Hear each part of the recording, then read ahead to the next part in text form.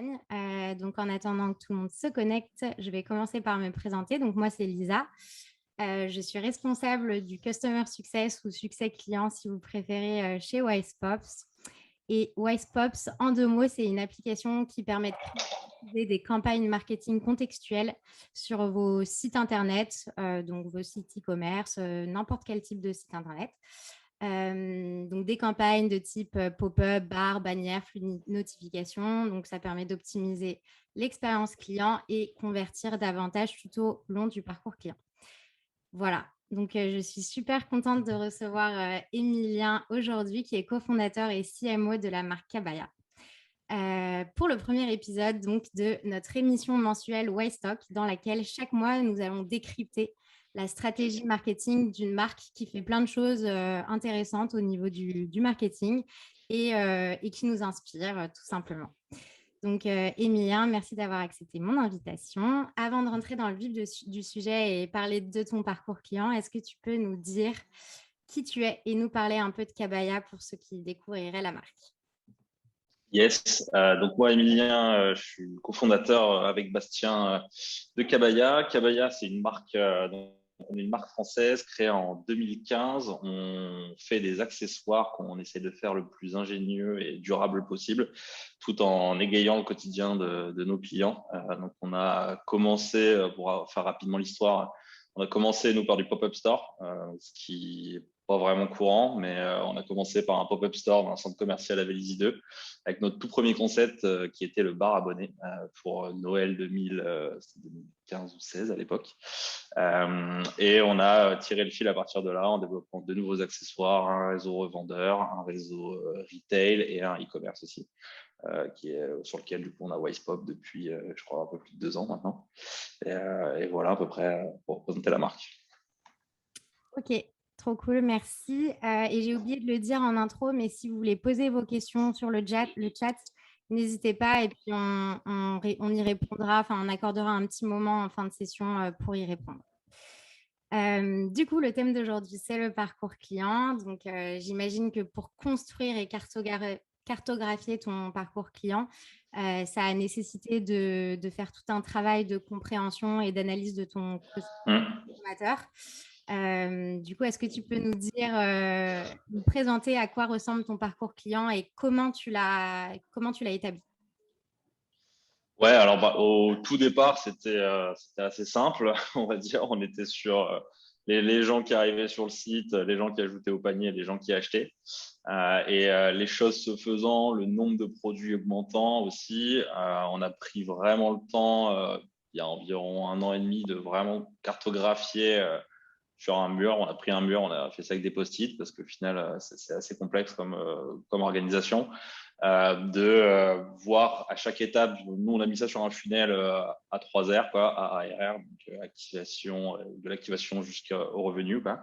Ouais. Et de voir un peu des phases de découverte jusqu'à la phase post-achat, donc repeat, réactivation, et juste faire réacheter les gens et aussi referral pour leur faire parler de la marque. Comment on travaillait vraiment chaque étape. Et au final, en vraiment le posant sur ce funnel, on s'est rendu compte qu'on avait des trous dans la raquette, notamment sur la partie referral, enfin, nous, avec la marque, les gens sont vraiment des ambassadeurs dans le sens où ils ont des expériences un peu marrantes à raconter, que ce soit dans les produits, on a toujours des petits trucs cachés, ou sur le site, il y a toujours des petites blagues, voilà, ce qui fait que ça crée beaucoup de word of mouth, mais on n'appuyait pas vraiment dessus, c'était que de l'organique. Du coup, on a mis en place pas mal de techniques pour l'amplifier. Et voilà, en fait, chaque étape, on a essayé de décomposer, voir notre acquisition. L'acquisition, c'est peut-être ce qu'on a fait en premier quand on a lancé la marque, c'est ce que la plupart des gens font. Donc, ça passe par du social, du Google. Enfin, en général, on voit que cette brique-là.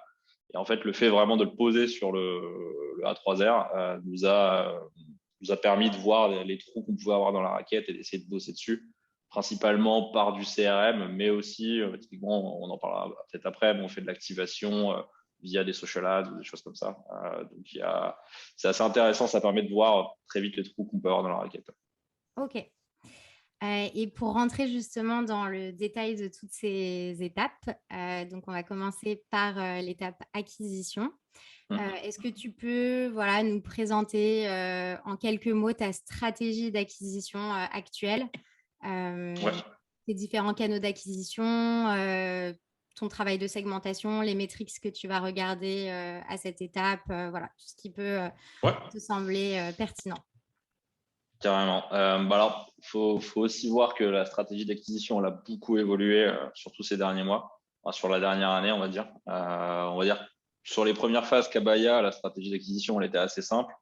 On utilisait principalement des social ads, donc Facebook à 90%. C'était l'Eldorado, enfin, l'époque de l'Eldorado Facebook, où les CPM étaient très, très faibles et les CTR énormes. Enfin, c'était vraiment très bien.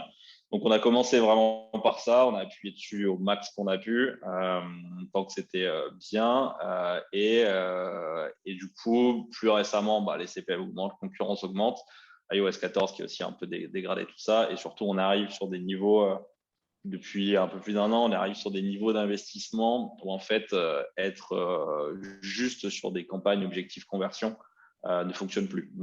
Enfin, je prends souvent cette image pour l'expliquer, mais c'est un peu comme l'algorithme Facebook, si on reste en conversion, à trouver les poissons qui étaient potentiellement prêts à mordre sur mon hameçon et va leur présenter l'hameçon 4, 5, 10 fois. Va plus penser à aller voir les autres poissons. C'est à peu près ça la logique. Donc, mon boulot maintenant, c'est de rajouter des poissons dans le lac, on va dire. Et donc, je fais ça par des campagnes un peu plus top funnel, à la fois sur Facebook, mais aussi sur pas mal d'autres outils.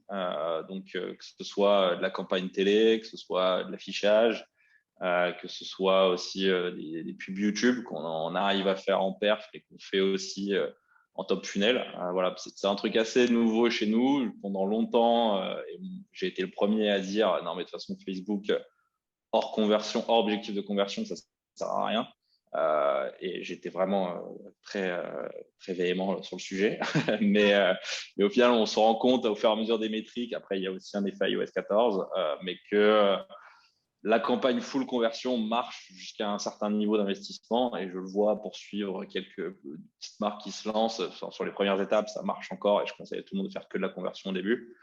Mais une fois qu'on arrive sur des gros niveaux d'investissement à plus de 200 ou 300 cas par mois, il faut commencer à essayer de faire un peu plus large et aussi essayer d'aller voir d'autres moyens d'acquisition, sachant que ça fait maintenant 4 ans vraiment qu'on bombarde Facebook. On commence aussi un peu à avoir fait le tour, mais presque sur la zone France en tout cas.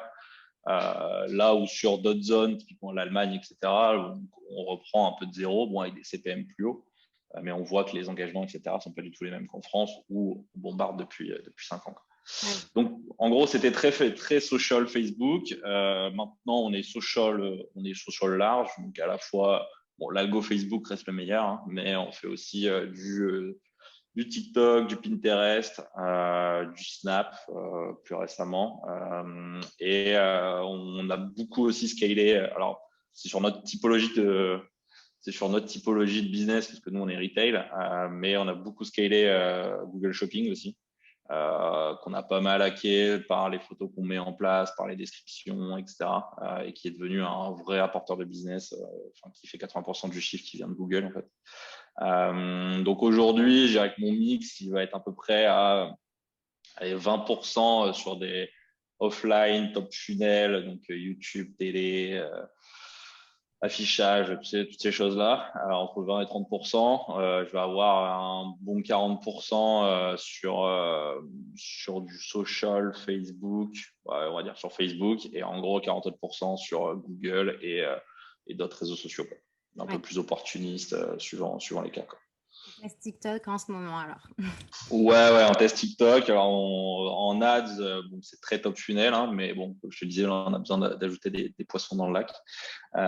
Et on l'organique. Là, justement, je discute avec des agences en ce moment pour le faire péter, parce que faut se dire que TikTok, c'est un peu l'Instagram il y a 5 ans. Donc là, on est dans une phase un peu Eldorado. Il y a encore des gens qui se snobent en disant c'est 14 ans, ils se mettent le doigt dans l'œil jusqu'au coude, quoi. Ouais. Comme Instagram Donc, au démarrage, hein, c'était le même scénario. ouais, c'est ça. Et tout le monde dit ouais, mais bon, c'est un petit truc de photo, de paysage, tout le monde s'en fout. Bon, voilà, et on est au même stade. Donc là, on a essayé avec une influenceuse qui faisait un haul du compte, ça n'a pas été incroyable. Donc là, on est en train de changer un peu de stratégie. Et en gros, sur les 2 prochains mois, on va appuyer comme des bourrins là-dessus, quoi. Tester et optimiser. Et Exactement. Et du coup, donc, tu vas mesurer cette étape d'acquisition à travers le trafic, j'imagine, qui vient sur ton... Ouais, Euh, ouais, je le mesure par pas mal de choses en fait. On a plein de métriques qu'on a développées un peu à la fois sur Facebook et les autres réseaux sociaux. Faut se dire que on a un peu changé d'air là, depuis juin. En gros, juin, iOS 14 est passé. Du coup, les métriques sur les business managers, quelle que soit la plateforme, veulent plus dire grand-chose. Donc, faut se construire des modèles à la fois avec leur lead funnel sur Facebook. Donc, typiquement, nous, on a construit enfin, des trucs assez basiques, mais qu'on analyse pas mal. C'est typiquement sur les qualités de contenu, on va regarder le catch ratio. On a construit une métrique qui donne en gros le nombre de vues de vidéos 3 secondes divisé par le nombre d'impressions. Ça vous donne à peu près est-ce que les gens accrochent la vidéo ou pas. Ensuite, on a pareil pour chaque étape de la vidéo. On mesure aussi tout ce qui va être CTR, link click. Donc, est-ce que quand même ça ramène quand même du trafic ou pas. Et une fois qu'on va dire que c'est deux, en fait, tout ce qui va être sur la plateforme, donc qui n'est pas biaisé par iOS, qui peut potentiellement couper par les cookies, on se fait des vrais modèles de perf contenu là-dessus. Et ensuite, on mesure aussi la qualité du trafic dans GA, chose qu'on faisait assez peu avant. Mais maintenant, on regarde beaucoup est-ce que ça nous ramène en taux de bounce, en temps passé sur le site. Voilà, on passe vraiment j'ai discuté avec quelqu'un de chez Philips récemment, qui est enfin, une grosse boîte pour le coup, ils font beaucoup d'acquises. Il me disait, eux, ils ont un département, ce qu'ils appellent lead gen. C'est juste en fait ramener des gens sur le site. Et après, ils ont un département activation qui est comment je retarget ces gens avec du Criteo, du Google, etc. Donc, en fait, on passe de plus en plus là-dedans, parce que la logique de se dire sur le business manager Facebook, je regarde mon ROS, ça me donne une vue très exacte dans le modèle d'attribution que se donne Facebook de mon ROS, en fait, marche presque plus parce que les mesures d'aggregation de revenus ne fonctionnent pas. Donc, on a quand même mis des conversion API entre notre site et Facebook, ce que je recommande vraiment fortement. Mais voilà, on essaie de se baser sur des métriques un peu hors de l'aggregated revenue, même si on le regarde quand même pour se construire des modèles un peu plus larges. Ok, très clair. Et du coup, justement, donc l'étape numéro 2, qui est l'activation, Ouais. en quoi ça va consister exactement? Parce que comment tu mesures, en fait, à quel moment tu estimes qu'un visiteur, par exemple, de ton site internet est activé? Comment ça Ouais, va? alors moi, je considère qu'il va être activé deux choses. Soit j'ai récupéré son mail, ce qui est le mieux, soit il est passé sur le site et il a vu plus de deux pages, deux ou trois pages. Ça dépend les modèles ou les produits. Ok. Mais en gros, je considère, c'est un peu dans ces deux cas-là que je passe dans une phase que j'appelle soit middle of funnel, soit bottom of funnel, des phases un peu plus retargeting. Donc sur les réseaux sociaux, ça se schématise assez simplement. Même typiquement, je prends aussi pas mal, moi j'appelle middle of funnel, toutes les audiences de vues vidéo 3 secondes. Donc, je me construis des audiences sur toutes les ads que j'envoie en acquise. On a notre Growth qui construit des audiences. Les gens qui ont vu 3 secondes dans les 15 derniers jours, et ça fait des audiences avec de gens qui ne sont pas venus sur le site, mais qui ont quand même regardé la vidéo assez longuement. Et ça fait Ok. des audiences assez quali, qui en général ont des meilleurs ROS que ce qu'on a sur de l'acquise froide. Donc, il y a cette zone-là, il y a les gens qui sont venus sur le site, les gens qui ont passé un peu de temps sur le site. Et ensuite, chacun a un peu des stratégies d'activation différentes. Les gens qui ont vu des vidéos, en général, je les retravaille sur la même plateforme avec d'autres contenus, des contenus complémentaires plus éducatifs. Les gens qui vont avoir mis leur mail, pour le coup, ils vont rentrer dans des routines de 2-3 mails pour voir, pour les éduquer à la marque, leur transmettre les valeurs, le personnifier un peu, donc avec des photos de l'équipe, des exemples de nos best products, un peu des histoires sur toute la marque. Et ensuite, ils rentrent dans le flow newsletter classique. Et en fait, on a un clean à la fin. Si jamais les gens, on n'a pas réussi à les faire acheter par ce biais-là, on les sort pour garder des bases de qualité au niveau mailing, quoi. Ouais, ok. Et du coup, là, donc, tes principaux points de contact à cette étape, ça va être tout ce qui est vidéo, ton site internet, les réseaux sociaux. Ouais, et j'ai aussi du Criteo. J'utilise Criteo en retargeting du coup, sur les gens qui sont passés sur le site, quoi, qui est une de mes cibles d'activation. Ok. Et en gros, mes retargeting, principalement, ça va être du social ads, donc pas mal Pinterest et Facebook, Criteo, et par période, sur des périodes commerciales particulières, je veux aussi faire un peu de display Google. Ok. Très clair. Et donc, sur l'activation, quelles seront les expériences que tu vas proposer justement pour, euh, pour tenter de convertir, enfin d'amener les visiteurs, voilà, par exemple, laisser leur adresse email, visiter 3 pages. Est-ce que tu vas les guider en fait vers ça? Comment ça Ouais. va?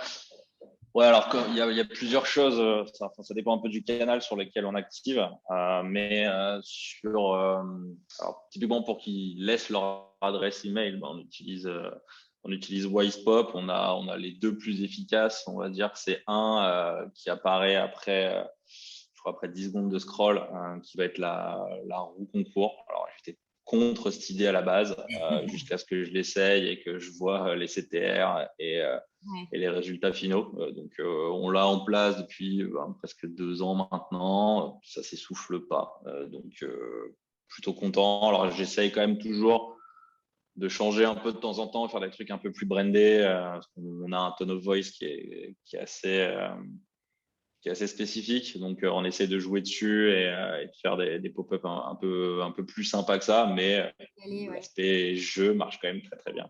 Donc, ça, Ouais. c'en est un. Et on en a un autre un petit peu plus dans la marque, on va dire, sur l'exit, qui fait moins de volume, mais qui marche aussi très bien.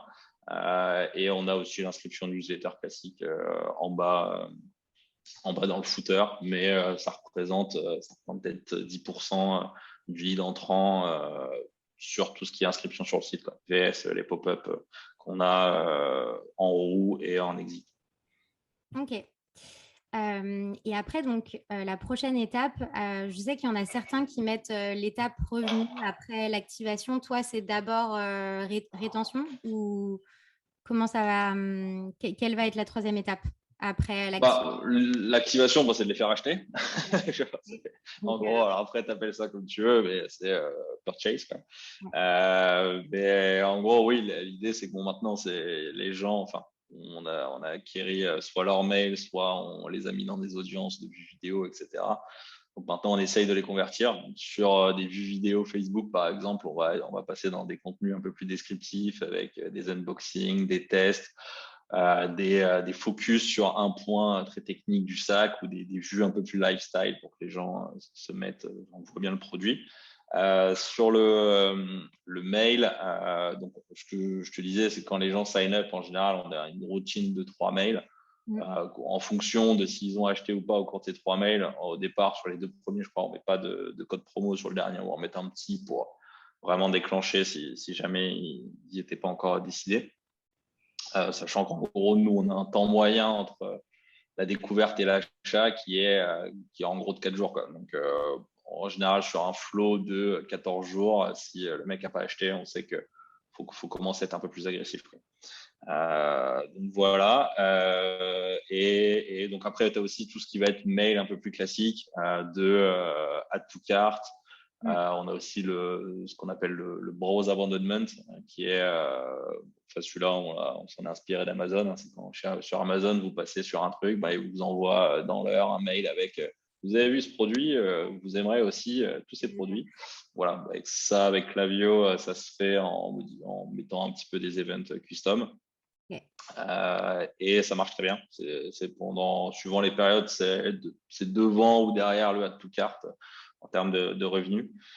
Faut juste faire gaffe à pas trop spammer parce que, faut mettre parce que sinon dès que le mec passe, il reçoit un mail au bout d'un moment, ça peut vite être un peu oppressant. Donc là, on a mis un delta de 14 jours, je crois. Donc dès qu'il va revenir sur le site voir un produit, on va lui envoyer. Donc browse à tout carte. Après le browse, on l'a par catégorie produit. Je te disais, on va lui montrer le produit, lui proposer des produits complémentaires, ce qui marche pas mal. Et on a aussi 2 newsletters par semaine que l'ensemble de la base filtrée reçoit en plus de ces mails. Après, bon, suivant, on a aussi des règles pour pas qu'ils reçoivent plus d'un mail tous les 2 jours. Donc, s'il y a des flots qui se déclenchent, il ne recevra pas de news, quoi. Et ça, tu mets ça en place sur Klaviyo, j'imagine? Ouais, sur Klaviyo, enfin tout ça est mis en place sur Klaviyo. On a été depuis quasi début avec, donc on a eu le temps de bien le mettre en place. Et bon, en outil mailing lié à Shopify, enfin j'en ai pas essayé beaucoup d'autres. Je crois qu'il y a ActiveCampaign qui est pas mal aussi, mais pour le coup, c'est assez complet, quoi. Ok. Et est-ce que tu vas faire des campagnes du type abandon de panier, par exemple, quand on sait que justement le taux de conversion moyen d'un site e-commerce en France, je crois qu'il est aux alentours de 3%, même si voilà, ça dépend des produits qu'on vend, etc. Hum. Toi, comment tu te situes par rapport à ce chiffre et est-ce que tu as mis en place des stratégies pour optimiser ce taux? Tu veux dire 3% sur la population à qui j'envoie les mails à tout carte? Ouais, enfin de 3% des visiteurs de ton site iront jusqu'à l'acte d'achat, quoi. Sur la population à tout carte ou au global? Surtout au global. Au global. Ouais, alors nous, on va être un petit peu en dessous de ça. Et en fait, ça dépend des périodes, quoi. C'est très dépendant des périodes et de l'acquis que tu fais. Parce que enfin, c'est facile de dire j'ai 3 ou 4% de taux de conversion si c'est que du repeat et que j'ai lancé une offre CRM. J'ai des périodes début décembre où pendant les Blue Days, qui est notre version du Black Friday, on a des taux de conversion à 4, 5, 6% même. Donc, c'est facile, mais tout dépend de ce qu'on envoie comme trafic sur le site, quoi. Donc, le add to cart est un moyen d'envoyer du trafic très, très qualifié. C'est vraiment un des premiers apporteurs d'affaires, un des flows les plus simples à mettre en place aussi. Et nous, on le double en plus avec une relance SMS. Donc, on a un flow de 3 mails plus un SMS qui part. Tout ça est hyper, hyper performant. Voilà, donc après, comment on améliore le taux de conversion? Il y a des tonnes de moyens, hein, je veux dire, le taux de conversion, pour moi, ne veut pas dire grand-chose. Il faut plus regarder ce qu'on envoie comme type de trafic, quoi. En général, c'est quand je vais aller checker un Google Analytics de quelle que soit la marque, pour discuter un peu de la stratégie d'acquisition, je regarde directement GA, c'est quoi tes sources de trafic? Est-ce que c'est du direct, de l'organique, du social? Voilà. Et est-ce que du coup, il y a quelque part, on peut appuyer plus fort pour vraiment générer plus de chiffre d'affaires? Ouais, je me rappelle que lors de notre premier échange, tu m'avais expliqué que vous aviez fait justement un gros travail sur tout ce qui était segmentation Ouais. pour essayer de faire venir au maximum du trafic qualifié sur. Donc, je pense qu'effectivement, ça, c'est déjà un gros point qui va venir améliorer les taux de conversion. C'est d'abord faire tout ce travail de segmentation, connaissance de ton audience pour pouvoir les atteindre plus facilement, quoi. Ouais, ouais. Ouais, bah, c'est clairement plus facile de faire réacheter des gens qui ont déjà acheté que des nouveaux. Et en plus, c'est des gens qui connaissent déjà le site, etc. Donc, ils vont avoir, bon, de toute façon, ça se voit, un meilleur taux de conversion. Donc, l'idée, c'est on essaie de plus en plus. Au départ, on n'est pas l'offre produit suffisante pour les faire réacheter. Plus ça va, plus on commence à avoir suffisamment de produits sur différentes saisons et une offre upsell, on va dire, pour les faire réacheter. Mais oui, en gros, enfin, règle de pouce, nous, on essaye toujours d'avoir un revenu issu de Klaviyo, qui est à notre CRM, quoi, qui va être entre 20 et 35% suivant les périodes. Faut vraiment pas que ça tombe en dessous de 20%, quoi. Et ce qui fait que dans l'équation globale, bah, ça fait déjà 20% du minimum du chiffre d'affaires qui est entre guillemets gratuit, parce que c'est que le coût de Klaviyo et de réachat, quoi. Ok. Et donc, pour faire le pont avec l'étape rétention, est-ce que toi, tu as une stratégie pour fidéliser les clients, pour augmenter justement le taux de repeat? Bon, je pense qu'on a vu déjà pas mal de choses à travers le retargeting, etc. Mais est-ce que voilà, tu as d'autres choses à ajouter Mmh. concernant l'aspect fidélisation de tes clients existants? Ouais, alors bah, c'est pour 2022, on est en train de réfléchir à si c'est un vrai système de loyalty. Comme je te disais avant, on n'est pas suffisamment de produits pour vraiment faire de la rétention. Aujourd'hui, on l'a, donc on va vraiment pouvoir investir dessus. Après, la rétention, nous, se joue beaucoup en post-achat. Donc, sur essayer en gros, on voit dans les analyses de lifetime value, que je conseille d'ailleurs, si vous avez Shopify, Lifetime Link qui est très bien là-dessus, que les gens qui ne réachètent pas dans les 60 jours, en gros, on a de grandes chances de les perdre à terme. Donc, on a vraiment cet objectif de, une fois qu'ils ont acheté, il faut que dans les 60 jours, on arrive à les faire réacheter, même et enfin, la courbe, ça c'est pour le coup assez commun à tous les business. Quelqu'un qui a acheté 2 fois a beaucoup plus de chances d'acheter 3 fois que quelqu'un qui a acheté une fois d'acheter 2 fois. Enfin, du coup, en fait, au plus on fait acheter, au plus il y a de chances de réacheter. Ouais, Donc l'idée, c'est de déclencher le deuxième achat. Donc on est assez pushy sur déclencher ce deuxième achat. Et d'ailleurs, je voyais une pub, je crois que c'est Flink, de livraison de courses, hein, qui ont fait un truc très lié à ça. Ils disaient, le premier achat, vous avez 10 euros achetés, 10 euros offerts. Deuxième achat, vous avez 20 euros offerts. Et après, ça redescendait, quoi, parce qu'ils ont bien compris qu'une fois qu'on prenait un peu l'habitude, ça fonctionnait. Et donc, on joue pas mal là-dessus. On est assez pushy sur le deuxième achat au-dessus. Enfin, si c'était des achats sur lesquels on marge, pour les faire acheter une deuxième fois. Donc, avec du produit complémentaire, avec de l'offre complémentaire, avec parfois des promotions flash j'aime pas ce terme, mais sur certains types de produits. Mais voilà, on accompagne vraiment sur quasi 60 jours via le flow post-achat les gens pour les mettre dans les meilleures conditions pour réacheter et faire du cross-sell. Ok. Et ça, c'est sur Klaviyo et on le fait aussi donc les gens, une fois qu'ils ont acheté, rentrent dans des audiences sur Facebook et autres réseaux sociaux et ils ont des contenus cross-sell aussi sur t'as acheté un sac, on va te proposer la trousse d'école et la trousse de toilette associée. T'as acheté un sac en octobre, et ben voilà, il y a les bonnets pour Noël, des choses comme ça, quoi. Ou aussi une stratégie de rétention Facebook. Ok. Et tu disais un truc intéressant par rapport aux promotions flash parce que c'est une question, enfin en tout cas un doute que j'ai souvent de la part de clients ou de prospects qui sont assez frileux à l'idée de faire du discount, que pour eux ça peut nuire à l'image de la marque. Ouais. C'est quoi ta position par rapport à ça Ouais, alors j'ai été pendant longtemps contre toute promotion. Et je pense que c'est une bonne chose au début parce que on est en train d'établir la marque. Si les gens commencent à s'habituer à acheter en promotion, ça marche pas. Et moi, c'est encore pire pour moi parce que on a 1500 vendeurs en Europe. Donc si je commence à solder sur le site, ils vont solder dans tous les magasins, c'est l'horreur.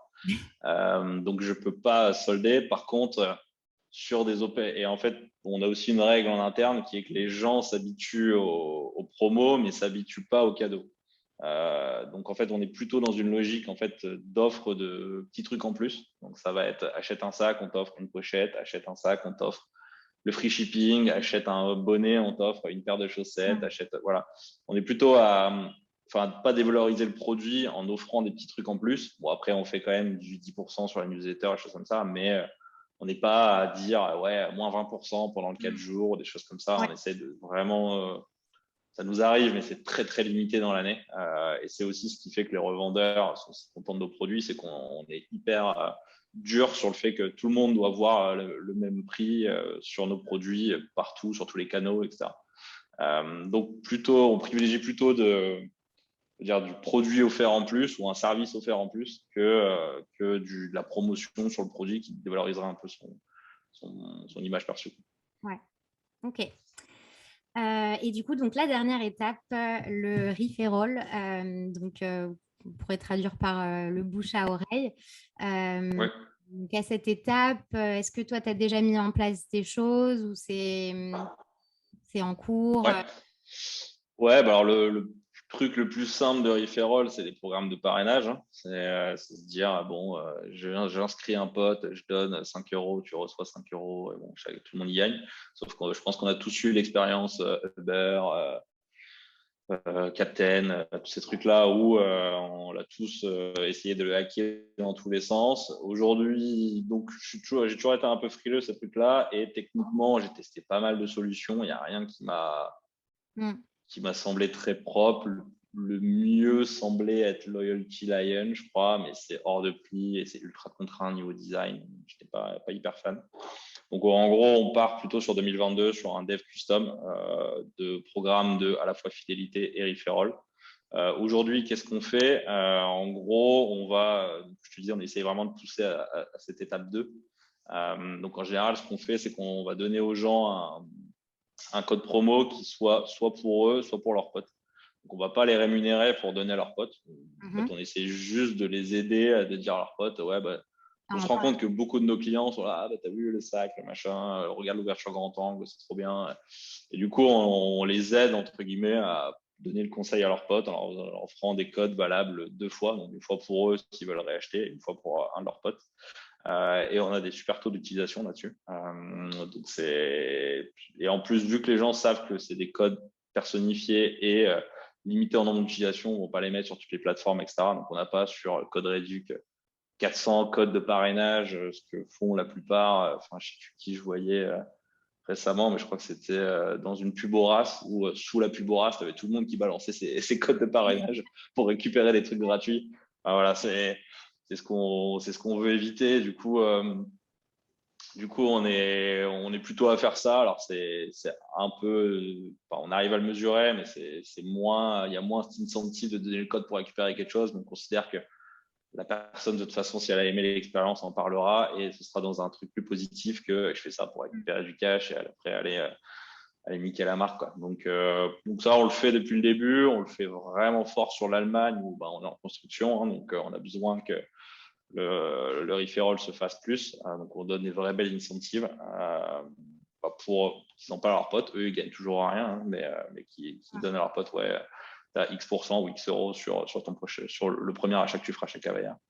Voilà, aujourd'hui, on le travaille comme ça et on leur donne aussi, enfin, ce que je te disais, mais dans le ton de la marque, on met plein de petites blagues et de petites expériences qui fait que ça maximise le fait que tu as envie d'en parler. En fait, chaque client devient commercial parce qu'on essaye que, quel que soit le touch point, que ce soit en e-commerce, en achat de produits, en unboxing, etc., il y a toujours un petit truc qui, quand il va voir ses potes, tu fais ah, ben, j'ai vu ce truc-là, c'est trop marrant, ou ça c'est bien fait, ou enfin, qu'il y ait toujours un petit truc différenciant, que ce soit pas une expérience classique. Et c'est vraiment dans l'ADN de marque. On a refait la brand plateforme récemment. C'est toujours, on s'oblige, quel que soit ce qu'on fait, à avoir ce pas de côté, ce détournement un peu du truc pour que il y ait un peu ce côté waouh à chaque touchpoint, quoi. Ouais, je suis d'accord avec toi. Je pense que de toute façon, cette étape de referral, de bouche à oreille, nous aussi, on a testé plein de choses pour essayer de favoriser le parrainage. Et je pense qu'au final, ce qui marche vraiment, c'est le fait de délivrer une expérience fluide tout au long justement des différents touchpoints que tu vas avoir avec la marque qui va faire que tu as envie d'en parler à tes potes, à ta famille. Donc ouais. Ouais, puis en plus, lui, tu vois, lui donner le petit code, le mec se situe en mode, c'est un peu le parrain. Ouais, j'ai des codes Kabaya, pas tout le monde en a. Et puis, ça l'incite aussi à en parler et à faire profiter ses potes, quoi. Donc, Ouais. ça marche bien, quoi. Ok, voilà, on arrive donc au bout des étapes de ton parcours client. J'aimerais juste revenir peut-être sur la partie euh, data. Comment tu fais pour générer du sens autour de tous ces canaux, tous ces touch points pour continuer de l'optimiser et comprendre davantage sur tes consommateurs, parce que peut-être que tu as fait ce travail-là avant de compréhension de tes consommateurs, de segmentation, etc. Mais comment tu fais pour entretenir la machine et faire que bah, justement, voilà, tu as décidé de te mettre sur TikTok euh, est-ce que c'est Ouais. voilà, est-ce que ça découle de la data que tu peux ressortir voilà. Comment Ouais, bah, si tu veux, on a plusieurs choses. Niveau data, on a à la fois du quanti, à la fois du quali. Donc, si on parle du quali, on met un point d'honneur à avoir des retours clients. Et, tu vois, il y a toutes les marques qui disent oui, on écoute nos clients. Enfin, 90%, c'est du bullshit. On essaye vraiment de le mettre au cœur. Même physiquement, le service client chez nous est au centre des bureaux Kabaya. Pour que tout le monde l'entende et tout le monde le voit. Et quand il y a des merdes qui sortent, tout le monde soit bien au courant. Mais après, on fait pas mal de questionnaires quali du coup. Donc, on en a pas mal en post-achat, le classique NPS, avis, etc. Et après, on a aussi des questionnaires trimestriels, typiquement sur le e-commerce. On va prendre tous les gens qui ont acheté dans les 3 derniers mois, on leur met tous les points un peu de friction qu'on sait qu'ils pourraient avoir sur le site, du moment où ils nous découvrent, donc par les ads, Google, les potes, etc., jusqu'à au moment où ils reçoivent le colis, l'utilisation du produit après quelques mois. Alors, on fait noter tout ça et enfin, on fait des gros post-mortem là-dessus qui déclenchent des actions sur les 3 prochains mois. Et ça, on réitère assez souvent et on a eu pas mal de découvertes là-dessus, notamment les points relais où est-ce qu'on a beaucoup hésité, parce que dans Shopify, c'est un peu une galère à mettre en place pour avoir un truc avec tous les prestataires de points relais. Et au final, on a vu qu'une énorme partie des gens voulaient du point relais. Enfin, le point relais, c'est un truc hyper français. C'est hyper utilisé en France. Et du coup, on a assez payé un dev avec notre logisticien. C'était un peu galère, mais au final, maintenant, on a un module de point relais fonctionnel et c'est 30% des expéditions. Donc, et en plus, ça nous coûte moins cher. C'est tout bénef. Mais voilà, donc il y a ces questionnaires quali. On fait aussi, donc ça, on le fait sur l'expérience e-commerce, on le fait aussi sur l'expérience pop-up, donc retail. Et après, on fait aussi des questionnaires quali. Alors, bon, ça fait un peu étude marketing à la L'Oréal, mais on le fait au moins une fois par an sur découvrir nos clients. Donc, qui vous êtes, qu'est-ce que vous faites, homme, femme, âge, ce statut socio-professionnel, comment vous décririez la marque Avaya avec des keywords un peu sélectionnés. Et on voit que ça évolue tous les ans, c'est assez intéressant de voir comment la population d'achat évolue, comment elle se définit, comment elle définit la marque aussi. Donc ça, c'est plutôt du quali, mais ça sert vraiment quand on va réfléchir à faire évoluer nos personas, des campagnes marketing, des choses comme ça. Donc là, bon, c'est de la data, mais très quali, on va dire. Sur des trucs plus quanti, en gros, nous, on utilise vraiment Data Studio. Donc, on s'est payé les connecteurs, les Shopify, Facebook, Pinterest, TikTok, pour récupérer vraiment les données de partout et on agrège tout ça dans Data Studio sur le e-commerce, sur l'acquise, sur la rétention, sur le referral, pour voir un peu comment se comportent nos différentes étapes du funnel. Et bon, après, c'est 5 ans maintenant, après c'est 6 d'ailleurs, on a fêté les 6 en septembre. On a une bonne idée des benches, là où on doit situer, là où on est bon, là où on est mauvais. Et en fait, on mesure vraiment ça à la semaine sur où est-ce qu'on se situe par rapport à ces benches, quoi, sur nos niveaux de ratio marketing par rapport à notre chiffre d'affaires, sur notre niveau de repeat par rapport à la période précédente, à l'année précédente. Voilà, donc on a une vraie vue quotidienne de est-ce qu'on est dans les modèles qu'on sait qui sont bons pour nous et là où on veut aller. Typiquement, là, on est en train d'essayer depuis plusieurs mois, plus d'un an, d'augmenter les niveaux de repeat parce que maintenant, on a l'offre produit qui le permet. On mesure vraiment ça au mois et VS une saisonnalité, des offres promotionnelles ou des choses comme ça potentiellement. D'ailleurs, je crois que tu avais une phrase pour ça, qu'un client, un client qui est déjà client coûte moins cher ou Ouais, un client en base coûte toujours moins cher qu'un nouveau client. Et enfin, on le voit et nous on le mesure vraiment. Le CPA nouveau client et CPA repeat. Donc, on va mettre dans le CPA repeat, dans le CPA nouveau client, on va prendre tout ce qui est acquise froide, donc les mecs qui ne connaissent pas hors retargeting. Enfin, on fait attention dans notre acquise d'avoir vraiment de l'acquise froide, donc des mecs qui nous ont jamais vus, faire des bonnes exclusions pour ça. Et derrière, on mesure des CPA net new, on appelle ça. Et après, on a aussi des CPA repeat, parce que là, c'est tout le budget qu'on va mettre justement en retargeting, activation, Klaviyo, ce qu'on va pouvoir aussi mettre en cadeau VIP, etc. pour mesurer un CPA repeat. Le CPA repeat est ridicule par rapport au CPA new, clairement. Donc, c'est un truc sur lequel on essaye d'appuyer de plus en plus et qu'il faut qu'on augmente encore, quoi. Mais en gros, aujourd'hui, on est tout sur Data Studio. Je sais qu'il y a plein de plateformes type Polar Analytics, des choses comme ça qui se développent pour faire de l'agrégation de données. Pour en avoir testé pas mal, c'est un peu trop contraint. J'arrivais pas à sortir ce que je voulais, alors que Data Studio, ça marche. on est vraiment hyper libre. Donc, voilà. Ok. Alors, je vois qu'il nous reste 5 minutes. Donc, si vous Yes. avez des questions, n'hésitez pas à les poser dans le chat. Et peut-être en attendant, moi, j'ai une dernière question en attendant que tout le monde Vas-y. puisse écrire ses questions.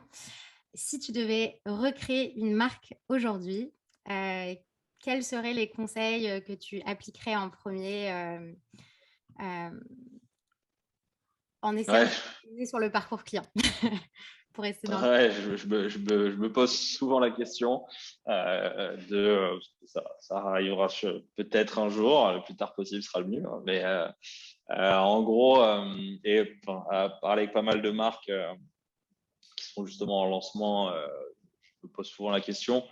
Enfin, l'étape 1, je dirais, avant de penser et c'est lié au parcours client, c'est vraiment bien poser sa brand. Nous, c'est un truc qu'on n'a pas vraiment fait au début. Donc, c'est se poser les bonnes questions de comment je veux que enfin, il y a 5 ans, à un moment, on s'est lancé, la marque était déjà importante, mais elle l'est encore plus aujourd'hui. Donc, avoir un ton de marque hyper précis, avoir des valeurs hyper précises et vraiment articuler autour de ça. Enfin, nous, à la base, avec mon associé, on n'est pas des marketeurs. Moi, je suis ingénieur nucléaire. Mon associé était dans le déstockage de freins. Donc, on Ok. n'avait rien à voir. Voilà, tu vois. Mais voilà, donc on n'a pas eu ce réflexe. La marque s'est construite parce qu'on a fait une marque qui nous ressemblait. Donc, c'était cohérent et parce que c'était nous qui disions à peu près tout. Mais aujourd'hui, je prends vraiment plus le temps de me poser, de me dire, voilà, ma marque, qu'est-ce que je veux qu'elle véhicule, c'est quoi ses attributs, ses valeurs, etc. Et à partir de là, développer un parcours client. Aujourd'hui, le parcours client, comment je le développerai en gros, avec iOS 14, etc., on passe dans une grosse génération lead gen. Donc, générer du lead par des ads, clairement, ça marche toujours, hein, par de l'organique. Aujourd'hui, les meilleurs réseaux organiques, ça reste TikTok allez, on va dire Instagram, mais bon, c'est un peu compliqué, Instagram, Snap, quoi. Donc, vraiment bien gérer l'organique et générer du lead par ça.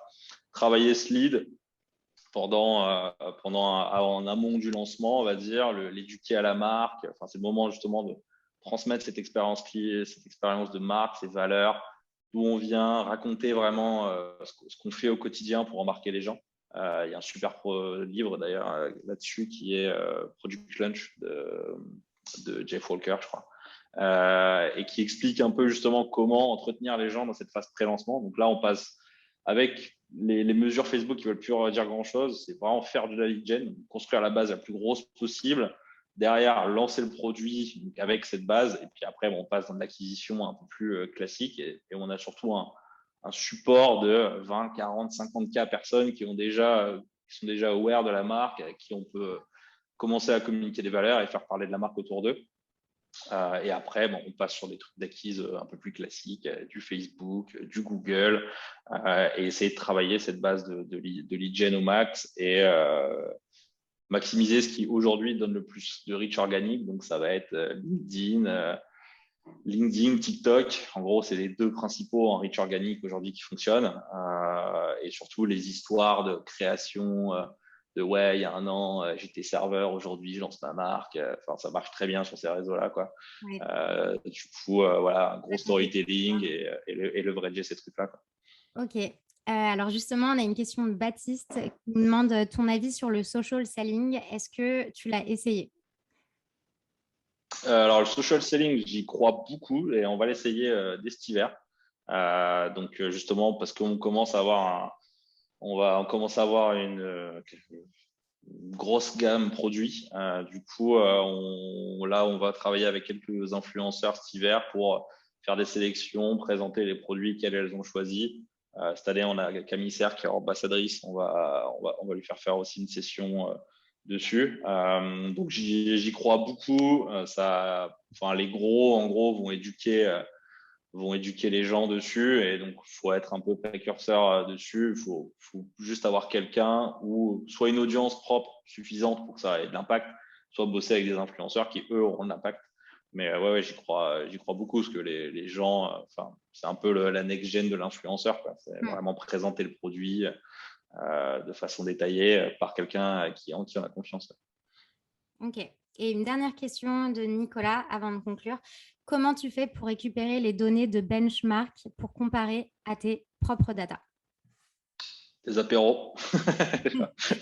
Non, mais ouais, c'est en gros, il n'y a pas, enfin, peu de gens mettent leurs données de benchmark en ligne et en vrai, ça voudrait rien dire. Je pourrais vous donner, ouais, méthode conv, méthode add to cart, etc.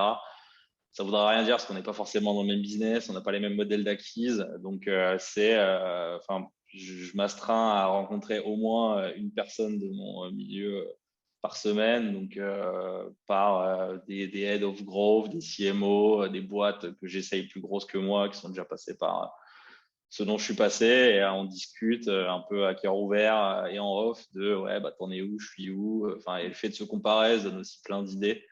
Donc, il y a aussi des Slack qui sont efficaces là-dessus.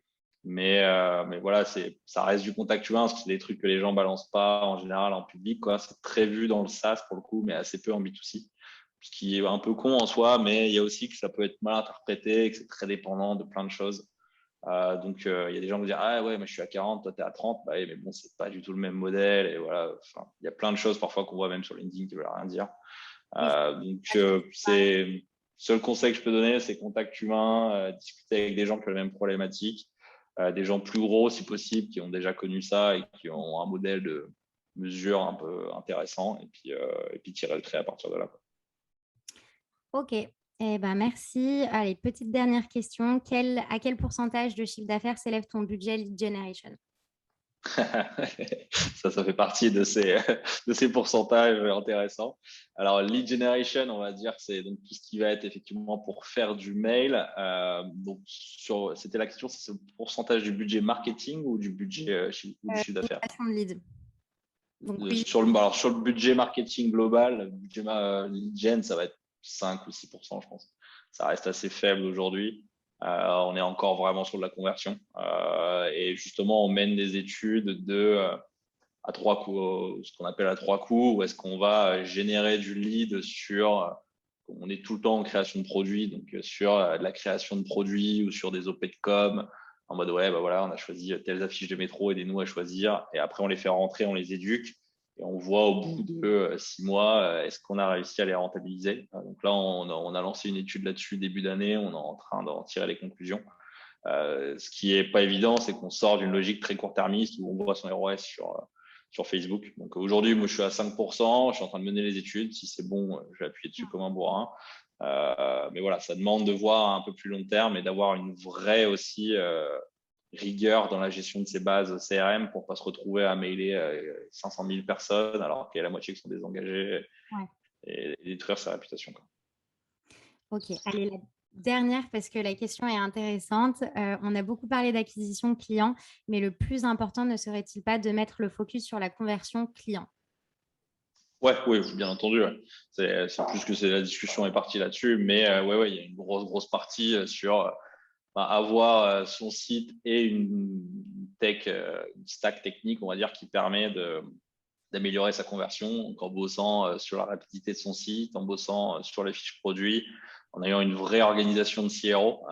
C'est vrai qu'on a eu pendant longtemps cette période de acquise pas cher, donc on pouvait se permettre d'acquérir et bombarder. Bon, de toute façon, l'équation globale restait correcte, sauf que aujourd'hui, l'acquise coûte cher, donc on peut pas se permettre d'avoir un site qui est sous-performant. Donc ça demande d'avoir des vrais orgas CRO. Et bon, il y a quelques boîtes qui commencent un peu à se spécialiser là-dedans en France, mais il n'y a pas encore grand monde de bons, on va dire. Et ça va se former, ça va arriver, mais il y a un vrai sujet avec des Optimizely ou des Google Optimize sur mener des vrais tests et faire évoluer son site. Et celui qui arrive à lancer rien que du 5 ou 6 tests majeurs par mois sur son e-commerce, c'est déjà très beau. Ouais. Et ouais, d'ailleurs, c'est un peu ça rejoint ce qu'on vous disait quand on sait que 3% des visiteurs vont aller jusqu'au bout de l'achat. Qu'est-ce qu'on fait voilà, des 97% restants? C'est ça. C'est ça qui est très important et je pense que c'est la question que Jérémy posait. C'est voilà, on met beaucoup de choses en place pour l'acquisition, pour ce qui est l'abandon de panier, etc. Mais qu'est-ce qu'on va faire pour ceux qui passent les 97% restants donc... Ouais, qui vont pas acheter. L'idée, c'est nous, ce qu'on fait, c'est on essaye de les garder engagés au minimum. les garder engagés par mail, en tout cas sur le long terme. Tant que les gens restent engagés, ils vont rester dans nos mails. Si à un moment ils n'ouvrent plus aucun mail, on va les sortir. Donc on essaie de les garder engagés au max, parce que c'est des gens qui n'empêchent de suivre la marque et seront potentiellement acheteurs à un moment. Et après, on leur fait des pushs très spécifiques aussi sur ces 97%, où chaque mois, on va prendre tous les gens qui sont justement engagés mais qui n'achètent pas, pour leur proposer un truc un peu, nous on appelle ça les opener non-buyers, pour essayer justement de les faire convertir, parce que bon, c'est bien beau qu'ils ouvrent les mails, mais à un moment, ça serait bien qu'ils achètent. Donc voilà, mais on se dit que s'ils ouvrent les mails, c'est que c'est un signe d'engagement, entre guillemets. Et après, on leur propose chaque mois, on fait des séries de mails dédiées aussi à ces gens-là. Mais pour répondre, oui, la conversion, ça reste le plus important. Et si on arrive à avoir un site qui a 5% de conversion, c'est la folie, quoi. Ça roule. Bah, écoutez, désolée, on a dépassé de 5 minutes. Merci à tous pour votre présence, pour les questions que vous avez posées et merci beaucoup à toi, Emilien, d'avoir répondu.